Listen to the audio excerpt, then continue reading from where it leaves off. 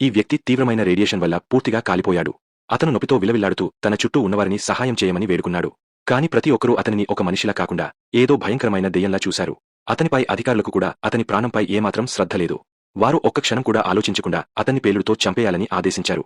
మరుక్షణమే ఒక భారీ పేలుడు సంభవించింది. ఆ వ్యక్తి పొగల గాల్లో కలిసిపోయాడు. అతని అమాయక కుమార్తె రూత్ తన తండ్రికి జరిగిన ఈ దారుణాన్ని కళ్లారా చూసింది. అదే క్షణంలో రూత్ హృదయంలో ద్వేషం అనే తుఫాను చెలరేగింది. కాని అసలు విషయం ఏమిటంటే ఆమె తండ్రి చనిపోలేదు, బతికే ఉన్నాడు. కాకపోతే ఇప్పుడు అతని ఉనికి, రూపం పూర్తిగా మారిపోయాయి. ఆ తర్వాత రూత్ ఒంటరిగానే కుమిలిపోతూ పెద్దయింది. ఒకరోజు అకస్మాత్తుగా ఆమెకు ఒక ఇంటర్వ్యూ చేసే బాధ్యత లభించింది. ఏళ్ల క్రితం ఆమె తండ్రిని పేల్చివేసిన ప్రదేశమే అది. అక్కడికి చేరుకోగానే రూత్కు గాల్లో తేలియాడుతున్న తెల్లటి పొగ మేఘం కనిపించింది. ఆ పొగను అనుసరిస్తూ ఆమె నేరుగా నేలమాళిగా, బేస్మెంట్ కు చేరుకుంది. అక్కడ ఆమె మళ్లీ తన తండ్రిని చూసింది.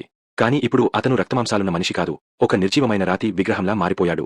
అతని శరీరం నుండి నిరంతరం అదే రహస్యమైన పొగ వెలువడుతోంది. అప్పుడే ఒక విచిత్రమైన సంఘటన జరిగింది. రూత్ తన తండ్రికి ఇష్టమైన పాటను ప్లే చేయగానే ఆ ప్రాణం లేని విగ్రహంలో అకస్మాత్తుగా జీవం వచ్చింది.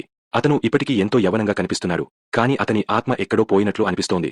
అతను స్వయంగా ఏమీ చేయలేకపోయాడు. కేవలం రూత్ ఆజ్ఞలను మాత్రమే పాటిస్తున్నాడు. ఇన్నేళ్లుగా గుండెల్లో దాచుకున్న పగ రూత్ను ఆవహించింది.